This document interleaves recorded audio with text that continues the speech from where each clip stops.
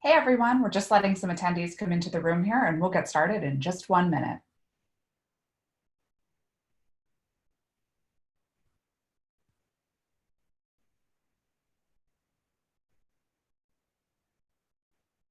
We've got quite a number of you still coming into the webinar, so just another 30 seconds or so and we'll go ahead and get started.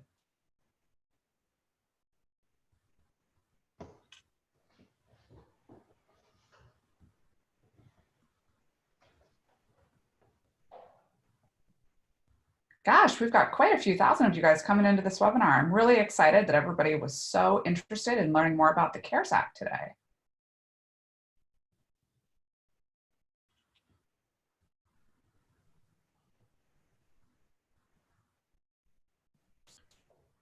Wonderful, guys. It looks like many of you are in here. So hello, everyone, and welcome to today's webinar, What the CARES Act Means for Independence. My name is McLean Robbins, and I'm the Senior Director of Marketing here at MBO Partners. I'm so excited to bring you guys this valuable information today and to share all that the CARES Act can do for you and your business during this trying time.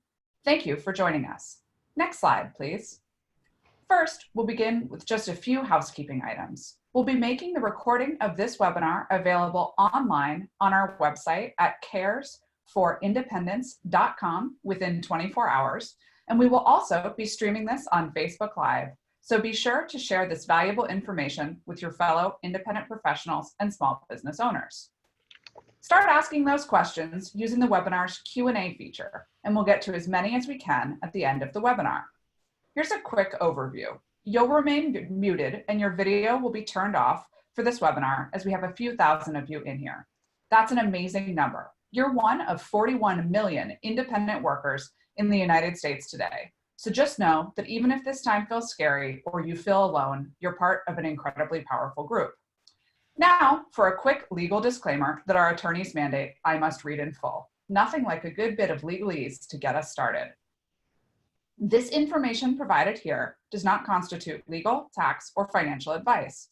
It does not take into account your particular circumstances, objectives, legal and financial needs, or situations. Before acting on any information, you should consider the appropriateness of the information for your situation and consult with a professional advisor of your choosing. This is a rapidly changing area of the law and will be subject to change and interpretation.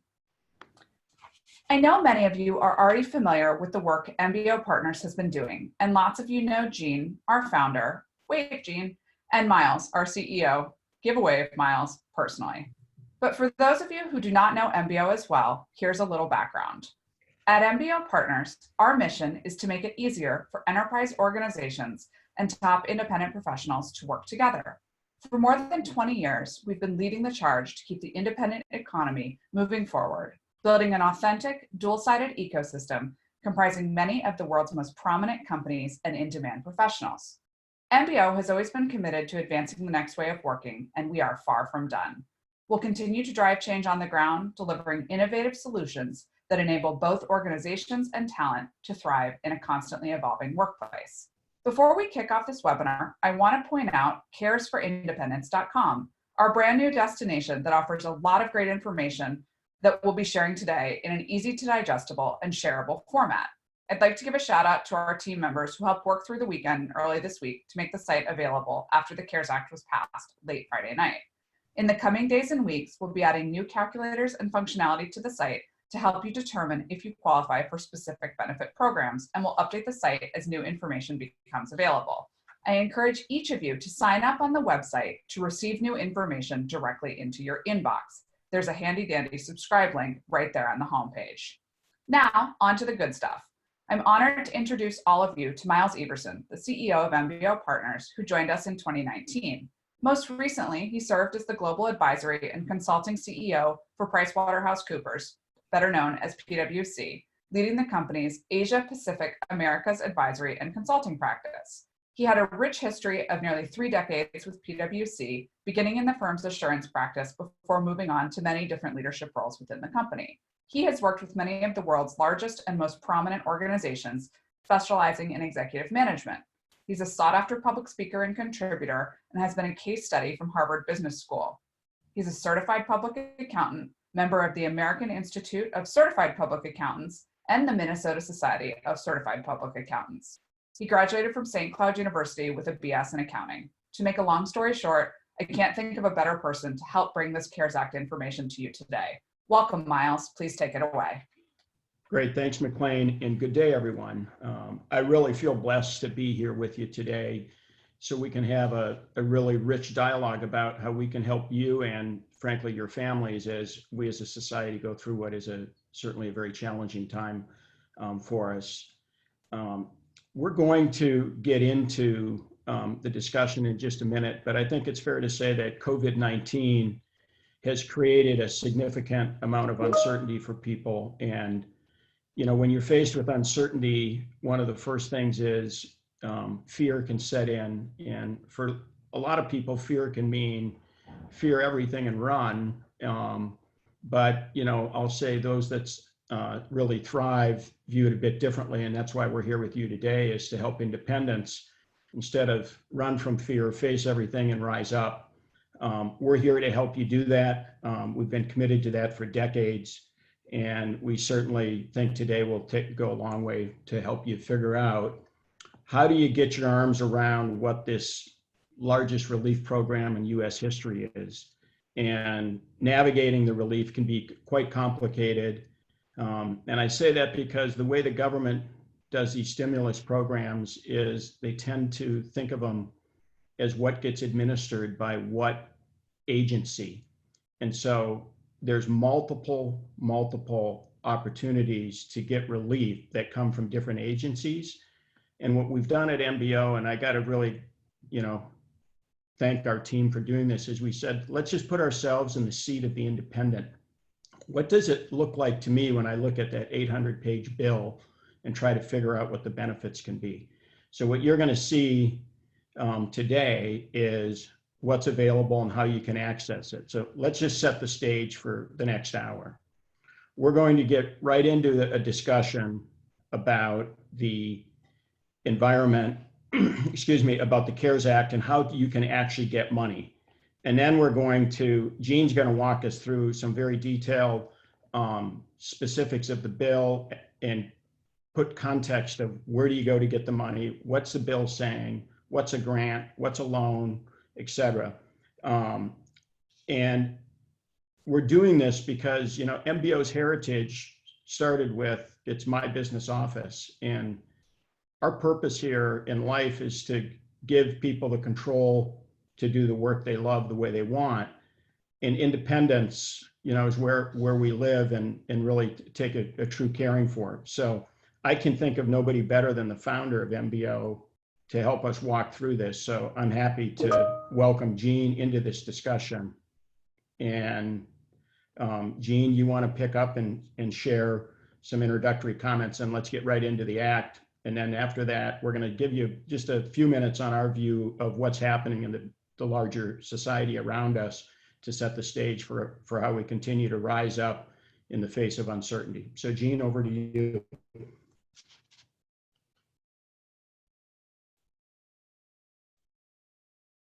Jean, I can't hear you. It would help if I took myself off mute. Thank you, everybody, for joining. And I hope you're all safe and enjoying your social distancing, which I can't emphasize enough is really important for us all to do. We need to get rid of this thing. So I'm going to spend the next 15 or 20 minutes.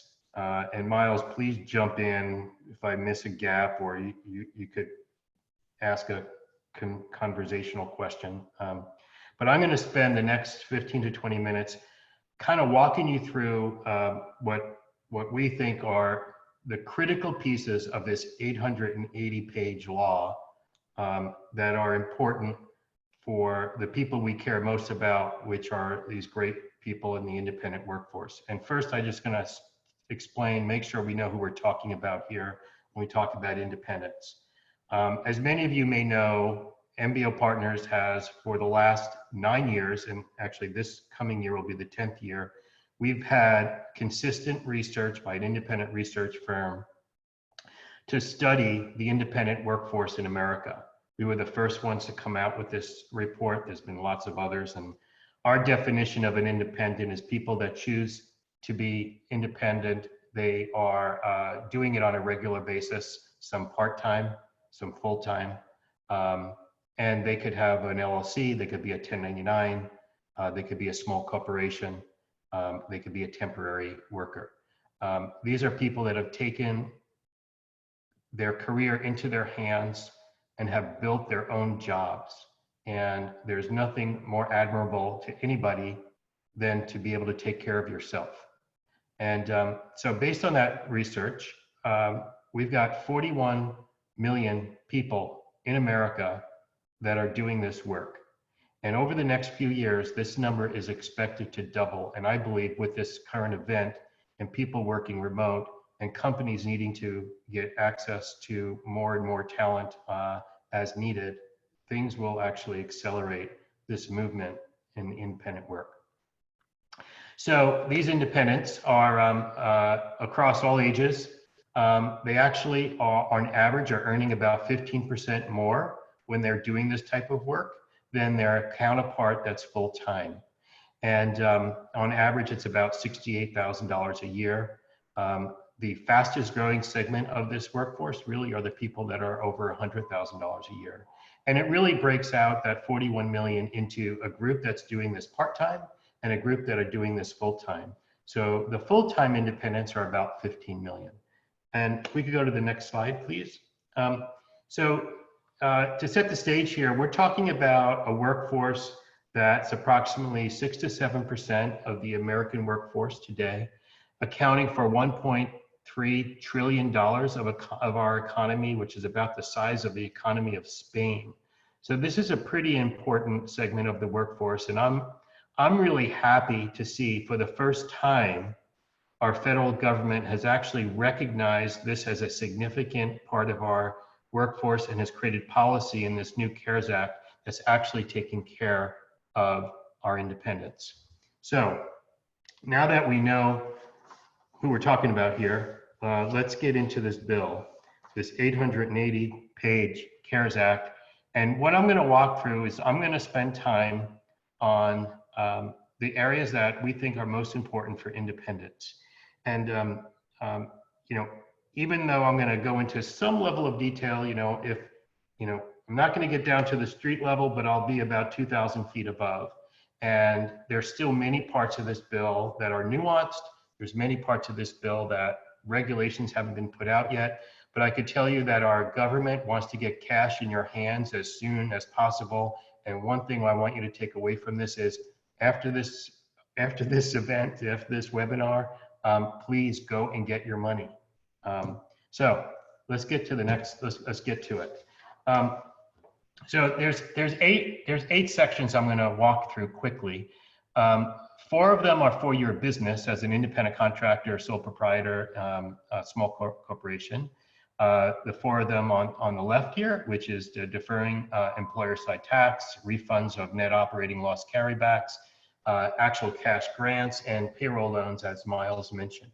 On the right side are things that every American is entitled to, and certainly I wanted to point these out so that everyone understands. Some of these things you probably know, but there's really exciting information about expanded assistance for unemployment, direct payments to everybody based on their tax returns, withdrawals from retirements, and actually we don't have to pay taxes until or file our taxes till July.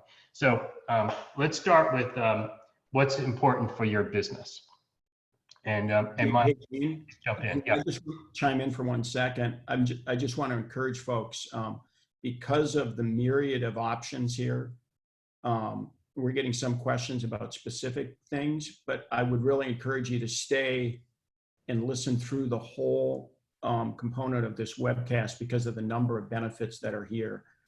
So there's lots of things that you may not have even uncovered or be aware of yet. And I just wanted to highlight that for everyone. Yeah. And again, this is being recorded. So, you know, whatever you're going to see on the screen, you're going to be able to see again. And actually on our website, you're going to be able to get even more detailed information. Every one of these slides on these 8 items I'm going to go through is going to point to the section of of the CARES Act up on the top there, section 2302 here. And then in the gray box on the right is going to be the call out that we think is most critical for you in terms of cash in your pocket as soon as possible. So this first one is for self-employed people that either have a corporation or sole proprietorship. And I think everybody knows that we all pay into the Social Security funds. And generally that is paid half by an employee. Everybody that had a W-2 has known that they get taxes taken out, withholdings, as well as Social Security and Medicare. If you're self-employed, you don't get a W-2. If you're a sole proprietor or independent contractor, you would then pay self-employment tax at the end of the year or during the year in your quarterlies. And that's usually the same amount doubled because you're the employer and the employee.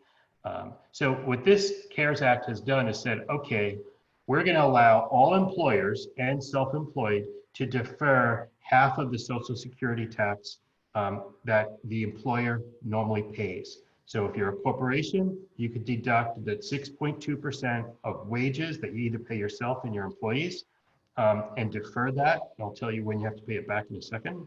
If you're a sole proprietor, you can take pretty much half of the 12.4% that you pay for your self-employment tax. You still have to pay Medicare, but the Social Security portion, you can defer half of that. You don't have to pay it at all. You don't have to pay it all until the end of 2021 and the end of 2022 through 2020. So everything this year related to the employer side or half of the self-employment side of Social Security is deferred. You don't have to pay it. You have to pay it a year later in 2021, half of it, and the next half in 2022.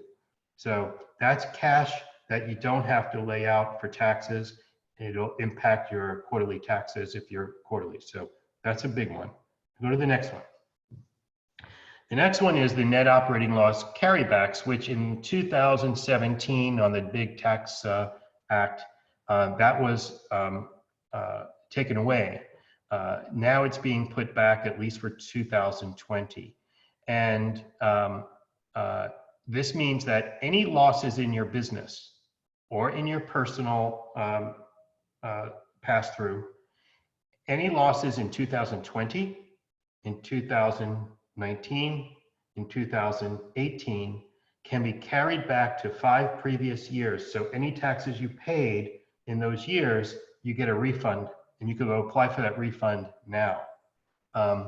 So it'll reduce your 2020 taxes, of course, if you have a loss, but you could carry that loss even further back and get money back on taxes that you previously paid on prior year's profits. Obviously, this is complicated. Taxes are complicated. Go talk with your accountant, but you should be able, if you had profits in prior years or and losses in the last year or two, you could carry those back and get your taxable payments back. That's the second one. Let's go to the third. So these next two, this one and the next one, are very interesting and very probably new to everybody. So this first one is called the EIDL loan or grant, and it stands for Economic Injury Disaster Loans. And this has been around for a long time. It's only available through the Small Business Administration, and it's only available to small companies under 500 employees, but it includes independent contractors and sole proprietors. And it was originally designed for disasters like hurricanes, floods, earthquakes. And since the current pandemic is considered a national disaster, the entire United States is considered eligible. So what this does, it allows you to apply right on the SBA site, and there's on the bottom there, the URL, the COVID-19 relief.sba.gov. And you could apply for a loan that is to recover you and give you money for damages that you incurred as a result of this disaster. And those damages are, could be equipment, could be your payroll, could be you're not able to pay mortgages or rent. Now, in addition to that, the CARES Act said people need money right away. So they added up to a $10,000 grant, emergency grant, that will get deposited to your account in 3 days. You go to the website, you apply. They only check your credit score because this is a matter of speed. You must sign a affidavit that you are obviously revealing the truth here. You do not want to take money that's not relevant for what you need it for. You can't take this money and go invest it or do other things. It's for replacing financial loss as a result of this terrible event that we're all suffering through. I encourage you to go do this. I think the SBA site is really well done. I think it should take you 10 or 15 minutes. I encourage you to do that. Now, you could also get a loan on top of that for up to $2 million that you could pay off over time. But we'll talk, when you see this next loan, you may not want to do that. So let's go to the next one. Wait, Gene, before we leave that, I think just a broader important context here is that while this has been declared a national disaster, the effects that it has in local jurisdictions will obviously vary because there's hotter spots than other. So what we think will happen is that state governors will declare unique and special disasters for their own states, and we'll see additional stimulus coming at the state level that's funded by the federal government, but it'll get distributed by states. So we'll be paying close attention to what's happening at the various state levels, because we believe that as more programs come out, we're gonna have to update this, and we'll be doing that. And I'm flagging it because you can each do it yourself. We'll also be monitoring that to see what the programs are. But this isn't really, this is kind of the beginning is what it feels like right now. And so paying close attention to this would be wise for everyone. Thank you, Miles. So that's the first loan that we just talked about, which is really a grant if you're under distress.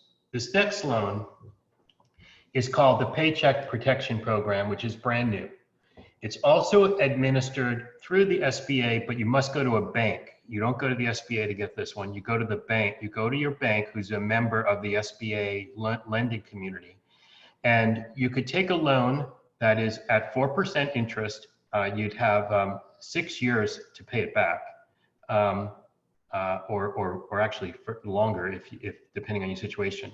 And the loan is really designed to help you replace payroll or keep your people paid, including yourself.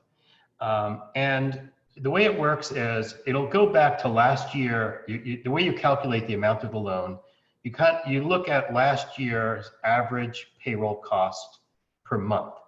So to give you an example, let's just use easy numbers. Say it was $10,000 a month was your payroll. The loan is calculated at 2.5 times the average payroll of last year, including, by the way, it includes like benefits, payroll taxes. It even includes certain overhead. So basically your bare expenses to run your business. So if that was $10,000, you'd get a loan for $25,000. Then once you get that money, for the following 8 weeks or 2 months, if you can maintain that same level, you actually have this loan forgiven. If the level you're maintaining is less than that, it's a pro rata amount that you get forgiven. So this is another way to get cash that is not payable back, which is very exciting. Now, you can't double dip. So we just talked about the $10,000 grant from the EIDL loan. Whatever is forgiven on this loan, that $10,000 will be deducted. Now, you could, on the EIDL loan, borrow more money than just payroll. So that's the value of that loan if you want. If you're just trying to recover payroll and overhead, this is probably a better loan for you, and you could then get it totally forgiven. But you could stack these, so you could have 10,000 plus the payroll loan, but you can't have the money counting twice.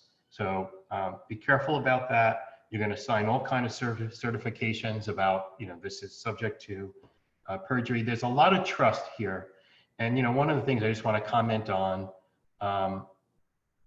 think about this as kind of our national disaster. People that need this money, let's get it to them. If you don't need the money, don't go get it. It's important for us to make sure that we're not abusing the system.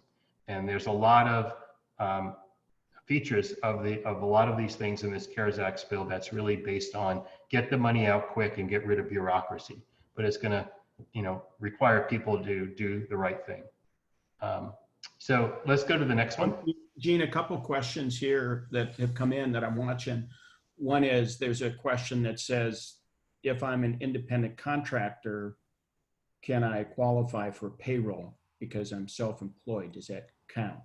Yes. So if you're an independent contractor and you're getting paid on a 1099 and the income is flowing into your Schedule C, that counts as payroll for this purpose. So you would go back last year and look at your average payroll. Now, if you didn't have one last year, there is a way to look at, I think, what happened on February 15th of this year. I'm just not clear on that in my mind. But basically, yes, your independent contractor work counts as payroll for this purpose of calculating this loan. And also for other things, but we'll get to those. And so, Gene, another question that's coming in, and you and I are very familiar with this, is oftentimes independent professionals have a significant lag between when they delivered the work and they've, quote, earned, and when they get paid. It can be, even months at time. And so there's a few questions asking about whether they can qualify. But if I understand this right, the qualification criteria is really based on your historical payroll, not on whether your current payroll has stopped. Correct. It's based on your historical payroll in terms of calculating the amount of the loan. And then you have that money. So that money you get, and it's 4% interest loan, and you have a long time to pay it back. But in terms of the forgiveness of the loan, if you could recoup as much, if you could keep your payroll as much to what it was a year ago, I mean, they're trying to keep people employed.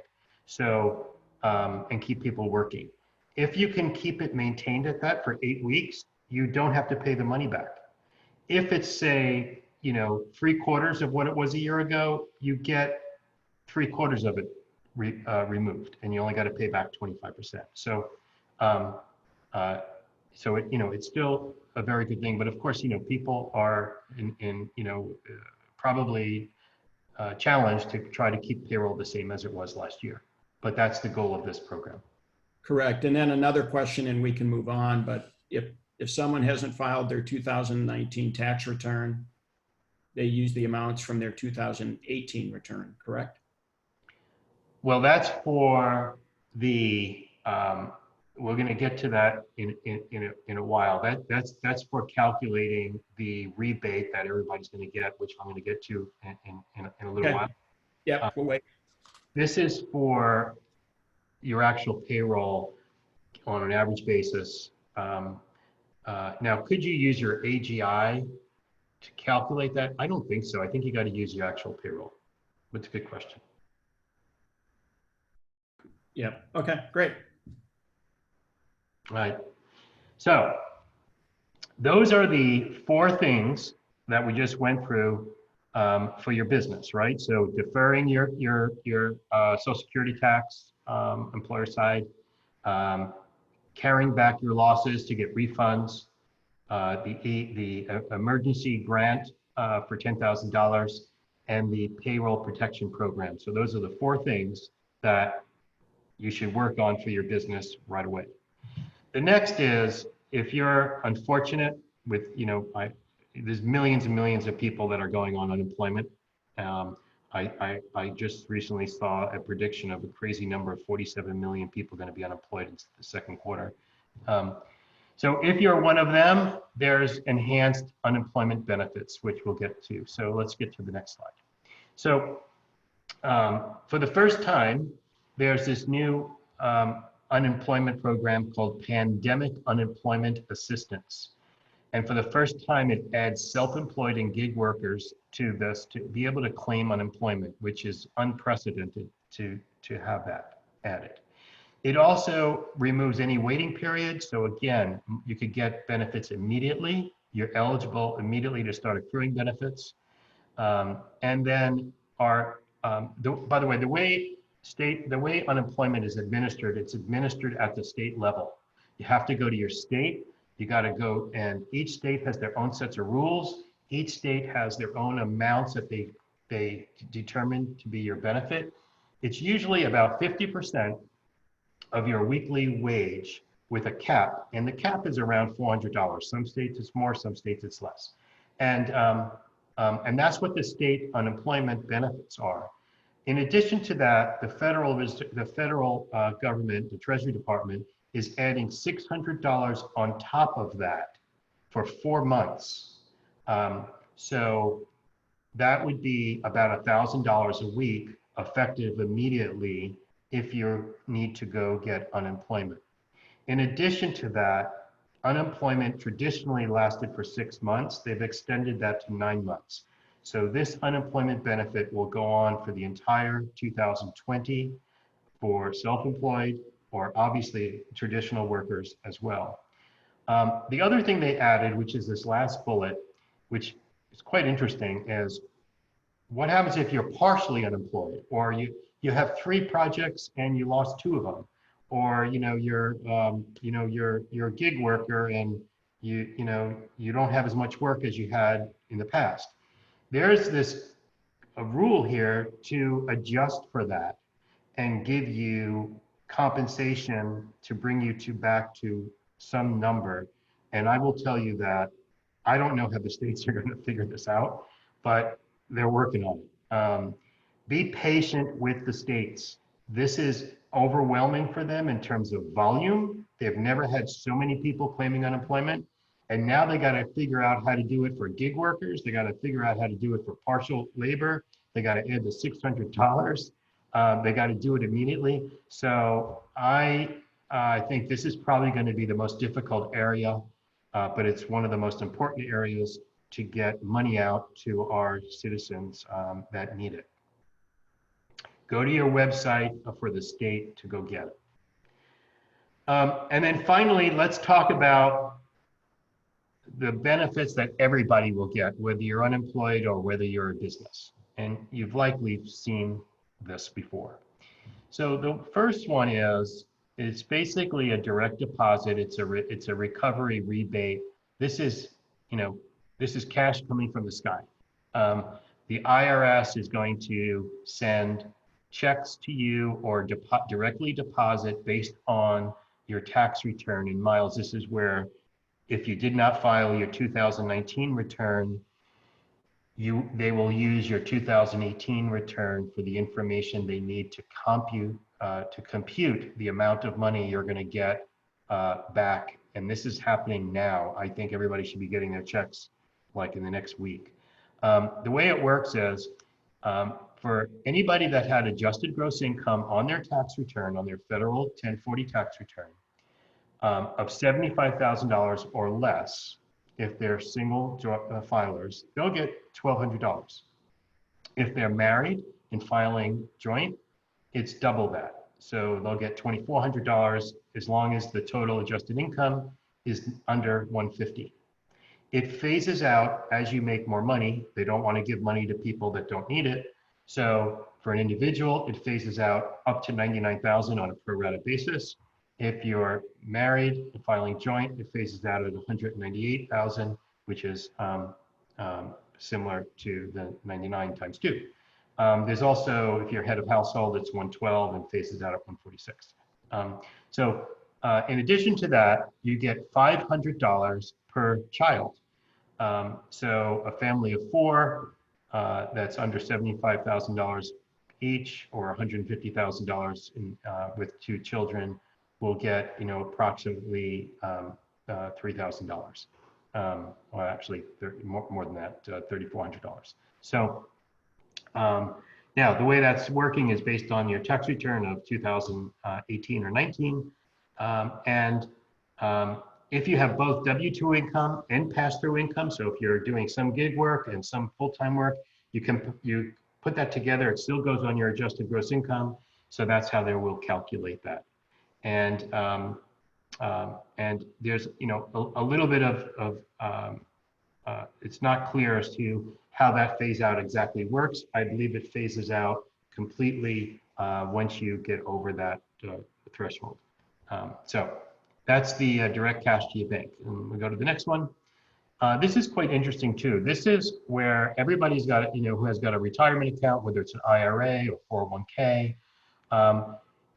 You could actually take a withdrawal now without a penalty. There's usually a 10% penalty. They remove that, and you could take a withdrawal.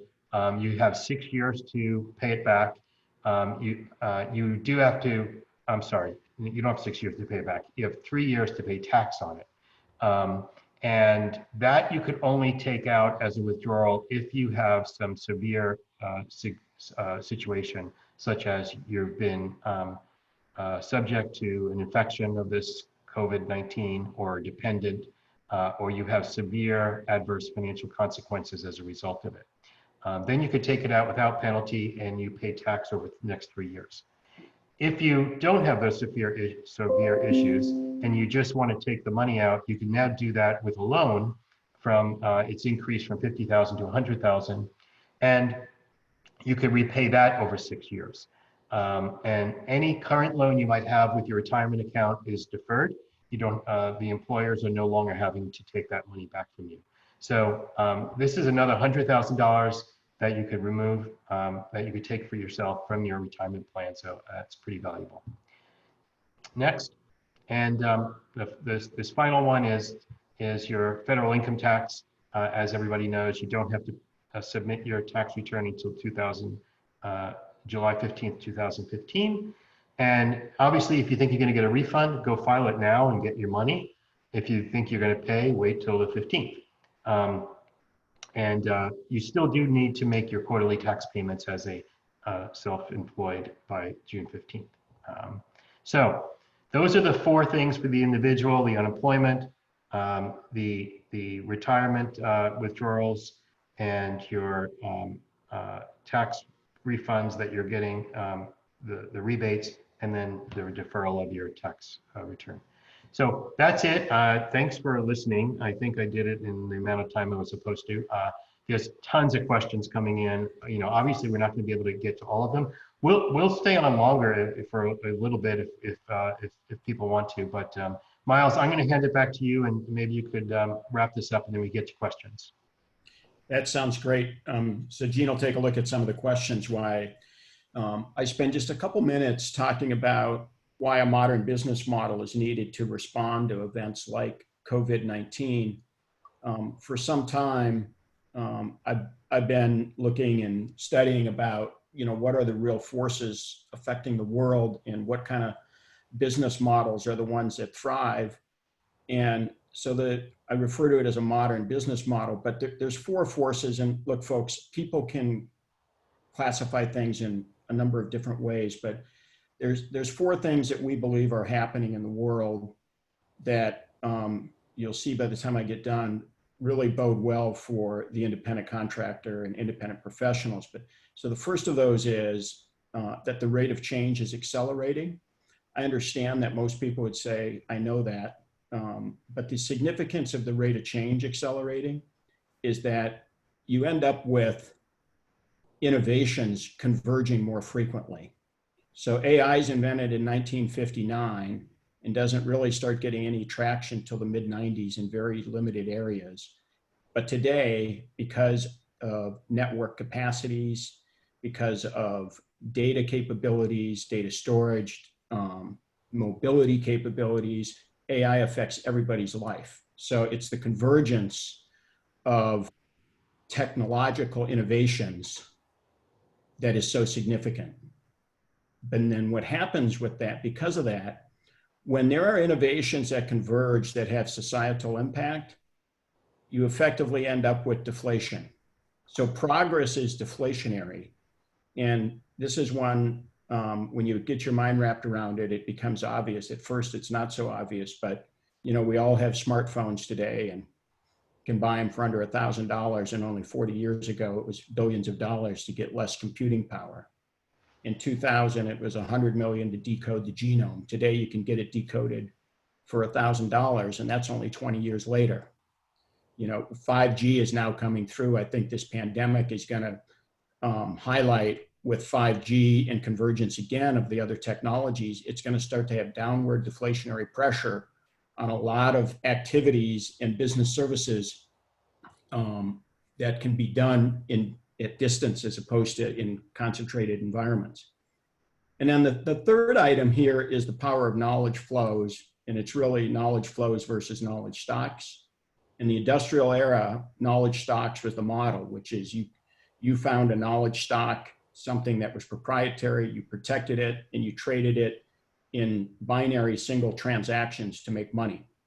Whereas today, it's knowledge flows. And there's a number of places where this can come through in spades, but I think one that most people relate to is many, if not most, of the real technological breakthroughs coming today are coming through open source software. And if you go back even 25 years ago, people were not open to open source software, et cetera. And so that starts to get us to the fourth one, which is the fractionalization of everything. Now, the fractionalization has existed for hundreds of years. The first public company that was created was the East Dutch Indies company, shipping company, because they wanted to diversify the risk of individual shipments. And that's how public companies came into being. So they started to fractionalize the ownership and do risk sharing on the shipping routes. So now we have stock exchanges. In the 80s, we came out with mortgage-backed securities. So, in America today, only 25% of Americans will ever actually hold the deed or title to their home. But if you have an investment in a balance fund, you own a fraction of somebody else's home through a mortgage-backed security. And then we fractionalized homes, Airbnb, et cetera. We fractionalized all kinds of assets, cars. You can fractionalize your boats. You can fractionalize your table saws, frankly, through the use of platforms. And that fractionalization brings liquidity to a market, and it also brings great flexibility. And what we view that what we're doing at MBO is we're helping people like you fractionalize the human workday and human career. The ability to use high impact talent to accomplish what most CEOs would say is their most valuable asset, i.e. people. We're making it possible to connect people and companies in a fractionalized model. And so we are very committed and bullish that the future is going to be reliant on a much more concentrated independent workforce that has a real significance to companies. And coming on the backside of COVID-19, you can see where there's going to be a real need for companies to look at their workforce strategies and say, gee, I now know I can work remotely better than I ever thought I could. I want access to this talent that's growing. It's the fastest growing talent in America today. It's growing 3 times faster than any other workforce. And so we're very bullish in helping to make this happen for all of you and frankly for companies. And so we wanted to share those views. We'll take any comments that you may have on them, but that's what we're about at MBO right now, is trying to make all that happen. So I think with that, Gene, let's get back to the primary matter at hand here. Yeah. And maybe answer a couple of these questions before we run out of time. So Miles, before we get to that, can you hear me? Yes. Before we get to that, go back to another slide. Go back to the other slide. I just want to add something to this. So, Miles, brought this to MBO and started sharing this with me. And I will tell you, everybody out there that's running a business, you might have to sleep on this to really absorb it and understand it, but you could make decisions about your business every day with understanding these 4 principles. And I just want to add one thing to the rate of change. The biggest, we all know that things change and things are changing fast. The biggest impediment to change is status quo. People don't like to change, or there's always a reason, whether it's personal, whether it's societal, whether it's government, whether it's your company. An event like we're going through is forcing and destroying status quo. That will accelerate further the change. Things have been loosened up, and we're going to see things change that we've never thought of before. And this fractionalization and the knowledge flows. Right now we're on this webinar, we're throwing out knowledge. It's because it's the way to do things.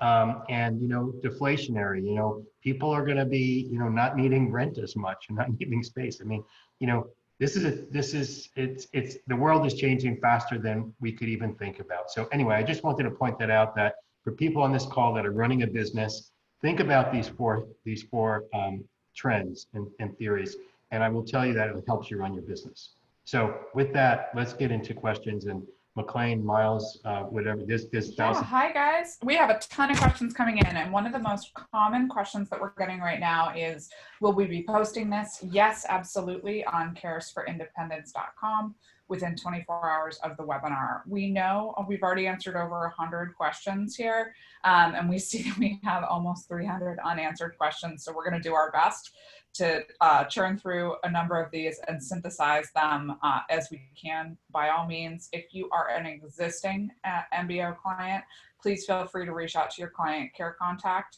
If you have questions about your unique client situation with MBO Partners. Before we dive in, a few of you have asked the question of how you can find new work. You can go to mbopartners.com/marketplace to create a profile in our marketplace, to apply for contract positions, and to sign up and create a profile if those positions are available to you. Now I'm going to dive into questions here. We have a couple of questions about how the payroll protection loans will be forgiven. Jean, do we have any inside information about how they will be forgiven beyond that initial 8 weeks of payroll and expenses? Well, there'll be documentation you have to provide that shows that you maintained your payroll to the level that was calculated when you got the loan. And again, this is going to be done through your banks. So you're going to go to your local banker and they're filling it out. Actually, on our site, and McLean, I don't know if you had a chance to post it yet, but I actually found the application to go get this loan. We'll put it up on the site if it's not there already. Yep. The actual application that the banks will use to get the loan, and it also talks a little bit about the forgiveness. But I think basically you're just going to have to prove that for the following 8 weeks that you got the loan, that the payroll was either the same as it was when you calculated the loan based on last year's monthly average payroll, or that it went down a little bit, and then that'll change the forgiveness amount. Sure. We have not, I believe, had any answers to questions about if there's a minimum credit score to qualify for any of these loans. Do you know any different, Jean? I think it's going to be up to the bank. I don't know the answer to that. I actually tried to find that out. It's going to be based on your credit score. I don't know what the number is. By the way, I see a question I'm going to quickly answer. Someone asked a question that on their 2018 tax return, they qualify for the full $1,200. But in 2019, it's higher. Don't file your 19 return yet. Go. Actually, they're going to use your 18 return anyway. Miles, I've got a fun one. From what city is your Starbucks coffee cup? Yeah, it's the Twin Cities. Got to answer some of the smaller questions too, guys. We have a lot of people asking if they are a W-2, which benefits do they qualify for if they're paid as a W-2, even though they think that they're working independently. Oh, so in other words, like payroll services or temp or someone like that. So they're entitled to certainly all of the unemployment benefits. They're entitled to, they can't get the loans. They're not entitled to the loans because that's for business. But they're entitled to the unemployment benefits. They're entitled to the retirement withdrawals. They're entitled to the rebates coming directly from the IRS, and of course, not filing your taxes till the 15th. Okay. A couple of questions about subsidiaries of foreign corporations qualifying. Any answers there? Subsidiaries of foreign corporations. I have no idea. I would think not. We will certainly update the website as information becomes available. Can an LLC sole proprietor, not a salaried on payroll, somebody who's taking a dividend, access unemployment for independence? And if so, how? Okay. Can they access unemployment? Yes. Anybody could access unemployment. No. So the answer is yes. But they're not. A lot of questions. They're not going to be able to take the deferral of the self-employment tax on any kind of dividend they've given themselves. So if you have an S corp and you're taking cash through a distribution, you're not going to be able to take advantage of the payroll loans. You're not going to be able to take advantage of the deferred Social Security tax because you didn't take it as payroll. Sure. Can you get unemployment and a payroll protection loan and or an EIDL? Yes. You can't, as long as you're not, unemployment, absolutely. You can't take the same amount of the EIDL loan for payroll and then take the payroll protection loan for the same amounts and claim it both sides. You could stack them if you need more than one the other one gives you, but you can't double dip. But you can apply for the paycheck protection and still take unemployment, apply for EIDL, and still apply for unemployment at the same time. Absolutely, and you should. Hey, Gene, it might be worth talking just briefly about the calculator we've been talking about on the website. It might help people think through, they can go to the website and help think through what might specifically be available to them given their circumstances.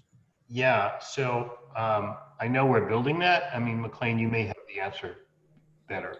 We have the calculator. We have been working on a calculator that should be live in the next 24 hours about the direct relief checks. And we will be releasing other calculators. It's a great reason to sign up on the subscribe part of the website. We'll notify you as soon as these individual calculators become available. We're still working to make sure that we fully understand exactly which qualifications to make sure that the calculators work here. Next question is, isn't it true that you can't take the payroll tax deferral if you go for the paycheck protection loan? No. You could definitely do the payroll tax deferral of Social Security, half of it, and also get the payroll protection program loan. I don't see any reason why you can't. I'm not aware of that. Okay. So let me just chime in for a second. I agree with Gene's assessment of this, but I think the way that we're viewing this is it's a little, I'm going to use a sporting analogy. So the rules of the game have started to come out, at least at the federal level. New rules will get published at the state level. What we haven't seen yet is how the referees are calling the game. And that will evolve over time. So we're basing this based on the best information that we have at this time. And we don't see any explicitness saying that you cannot apply for both. So I'm just putting that answer into context because we're learning as we go here, as are the people who are going to be refereeing the game, so to speak. Yep, absolutely.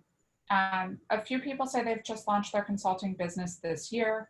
Their first paid projects would have started this year.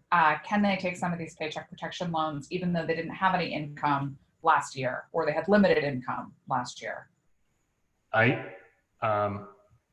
There's some rules about that. You got to show you were in business February 15th of 2020. And I'm not sure how they calculate the loan, but they're going to be interested to make sure that people aren't just starting a business to say they are business and to try to get the loan. This is for people that the goal of this loan is to keep people billing and keep people payrolled. If you started a business in January, you might be able to show your payroll in January. I'm just not sure how they're going to do that. Sure. We have had a couple of people say they're having trouble accessing Cares for Independence. It's a brand new domain, so if you have a particularly strict VPN or corporate policy, they may have restricted it because it's new and we just brought it up for you. So go to www.mbopartners.com, the name of the company, and you'll find a big button right there on our homepage to take you to this information. Julian, can you just advance the slides so people can see that website in writing? Thanks. A couple of people saying they've moved, and for whatever reason they've closed their LLC last year. Can they still qualify for these emergency grants if they closed their companies in the last year? So they would have made income in 2018 or 2019. I don't think so. I mean, it's a good question. I don't see why, if they don't have a business today. Now, if they went out of business because of this event, in 2020, then I think there's a case for it. But if they closed it last year in June, I don't think so. Great, thank you. Do EIDL grants apply to pass-through organizations, and does payroll apply to payroll of owner shareholders also? Yes. So the answer to both is yes. They could get the EIDL loan and payroll to themselves, whether it's W-2 through an S Corp or C Corp, or whether it's passed through of a sole proprietor. That all counts as payroll. Will the loans or grants be given to individuals or distributed to my company? Well, it would be the company that's applying for the loan. So even if you're a sole proprietor, it would be your company that gets it, which is you. But it would be the company, either S Corp, C Corp, or sole proprietor. Do I have to apply for the full EIDL loan if I only intend to go for the 10K grant? No, you don't have to apply. You could. That's a really good question. I believe the answer is no. I kind of know people that have done this already. You could just apply for the grant and then go directly to the Paycheck Protection Loan if you need it. Or you could actually get the loan of the EIDL if you want to get it, and then you could actually refinance it with the payroll protection loan. So, or you could keep both. As long as they're separate uses, you can't double dip, right? You got to be able to say, I need both, because you have that much money that you need to cover your payroll and other expenses. Can the EIDL be used to pay taxes and estimated tax?